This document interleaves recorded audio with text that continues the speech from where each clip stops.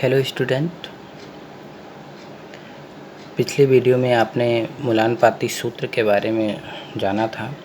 आपको स्क्रीनशॉट दिए गए थे मूलानुपाती सूत्र और अर्धसूत्र की परिभाषा की तथा मूलानुपाती सूत्र निकालने की नियम आपको दिए गए थे। आप उम्मीद है आपने पढ़ाई की होगी और समझने की भी कोशिश की होगी। तो आज हम उसी पे आधारित सवाल देख लेते हैं, समझने की कोशिश करते हैं कि कैसे हम मूलानुपाती सूत्र को निकाल सकते हैं। पहला क्वेश्चन है, सवाल है, एक कार्बनिक यौगिक में कार्बन 40%, हाइड्रोजन 6.66% और शेष ऑक्सीजन है।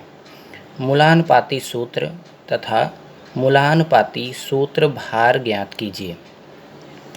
आपको जानकारी होगी, बताया भी गया है कि कोई भी यौगिक जब बनता है तो वो 100% होता है। कितना होता है? 100%, यानी कि 100 के 100% होते हैं। अब यहाँ पे आपकी कार्बनिक यौगिक में दिया गया है कार्बन, हाइड्रोजन, ऑक्सीजन। इसका मतलब ये हुआ तीनों का मिला के 100% होना चाहिए। किसका किसका? कार्बन, हाइड्रोजन इसका प्रतिशत तथा ऑक्सीजन का प्रतिशत मिला के कितना होना चाहिए? 100% होना चाहिए। मूलानुपाती सूत्र निकालने में आपको पहले ही बताया गया है कि यौगिक के प्रतिशत संगठन आपको पता होने चाहिए। तो प्रतिशत संगठन दिए गए हैं, कार्बन के 40 हैं, हाइड्रोजन के 6.66 हैं। तो ऑक्सीजन के आपको नहीं पता, तो हम 100 से माइनस करेंगे तो हमें ऑक्सीजन का प्रतिशत पता चल जाएगा। तो ये कार्बन के हो गए 40, हाइड्रोजन के हो गए 6.66 प्लस ऑक्सीजन के लिए O2 का % लिख लेते हैं। ये हो गया टोटल 100। अब इसको माइनस कर देते हैं तो ऑक्सीजन का जो प्रतिशत है वो 100 माइनस 46.66 घटा देंगे तो कितना आएगा? गए 4, 3 बचे 99, 9 से 6, 3 बचे 9 से हो गया 5। आपको कितना मिला? 53.34%। ये हो गया आपका ऑक्सीजन। अभी आपको सारी की सारी प्रतिशतता मिल गई है। कार्बन की प्रतिशतता कितनी है? 40%, हाइड्रोजन कितने हैं? 6.66 है और ऑक्सीजन की प्रतिशतता 53.34% है। ये आपको यहाँ तक मिल गई। दूसरी बार आपको ये ज्ञात होना चाहिए कि प्रत्येक यौगिक में जितने भी परमाणु हैं उनके परमाणु भार क्या होते हैं। तो परमाणु भार बात कर लेते हैं। कार्बन का परमाणु भार आपको पता है 12, हाइड्रोजन का आपको पता है 1 और ऑक्सीजन का भी आपको पता होगा 16। ये इनके परमाणु भार होते हैं। तो दो चीज़ें आपको ज्ञात हो गई। अब मूलानुपाती सूत्र भार ज्ञात करने की बात करते हैं। ये तो आपको इतनी जानकारी हो गई, इतनी जानकारी के बगैर आप मूलानुपाती सूत्र नहीं निकाल सकते। अब देखते हैं मूलानुपाती सूत्र ज्ञात कैसे करते हैं। तो सबसे पहले यौगिक में उपस्थित विभिन्न तत्वों के प्रतिशत को उनके परमाणु भारों में भाग देना होता है। क्या होता है? तो इसके लिए हम एक सारणी बनाते हैं। आप सारणी को ध्यान से देखिएगा, ध्यान से देखते हैं। सबसे पहले क्रम संख्या ना भी लिखेंगे तो कोई दिक्कत नहीं है। तत्व लिखेंगे, जो जो यौगिक में तत्व यूज किए गए हैं, प्रयोग में हैं, उनका नाम लिखेंगे। परमाणु भार, उनका परमाणु भार, प्रतिशत संगठन जो आपको दिया गया है। आपेक्षिक मान, आपेक्षिक मान क्या होगा ये आपको अब यहाँ समझना होगा। उसके बाद आपको प्राप्त होगा सरल अनुपात। उसके बाद सरल अनुपात करने के बाद जो मिलेगा वो आपको वास्तविक परमाणु संख्या होगी जो कि यौगिक में होंगे सरल अनुपात में। तो सबसे पहले क्रम संख्या 1 की बात करते हैं। आपके पास इसमें 3 तत्व हैं। इस यौगिक में 3 तत्व हैं। कौन कौन से हैं? कार्बन है, हाइड्रोजन है और ऑक्सीजन। तो सबसे पहले लिखते हैं कार्बन। दूसरा कौन सा है? हाइड्रोजन। तीसरा कौन सा है? ऑक्सीजन। आपके पास ये 3 तत्व हैं। अब कार्बन के परमाणु भार होता है 12, हाइड्रोजन का होता है 1, ऑक्सीजन का होता है 16। प्रतिशत संगठन आपको दिया गया है। प्रतिशत संगठन कितना दिया गया है? ये है 40%, इसका है 6.66%, ऑक्सीजन का है 53.34%। इतने मान आपको दिए गए हैं। आपेक्षिक मान के लिए आपको सबसे पहले करना क्या होगा, प्रतिशत संगठन में उस तत्व के परमाणु भार से भाग देना होता है। क्या होता है, प्रतिशत संगठन में परमाणु भार से भाग देना, यानी कि 40 डिवाइड बाई 12।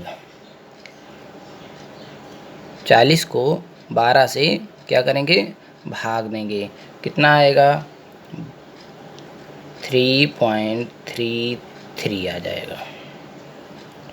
इसी प्रकार से हाइड्रोजन के लिए 6.66 को डिवाइड करेंगे किससे से, 1 से, तो आएगा कितना 6.66 आएगा।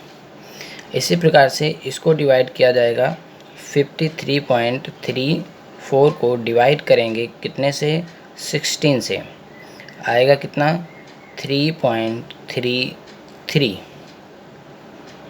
आप लोग कैलकुलेट कर लीजिएगा, कोई गलती होगी तो बताइएगा। ठीक है, तो ये आपको आपेक्षिक मान जो मिल रहे हैं ये हैं आपके आपेक्षिक मान। क्या प्राप्त हुए, आपेक्षिक मान।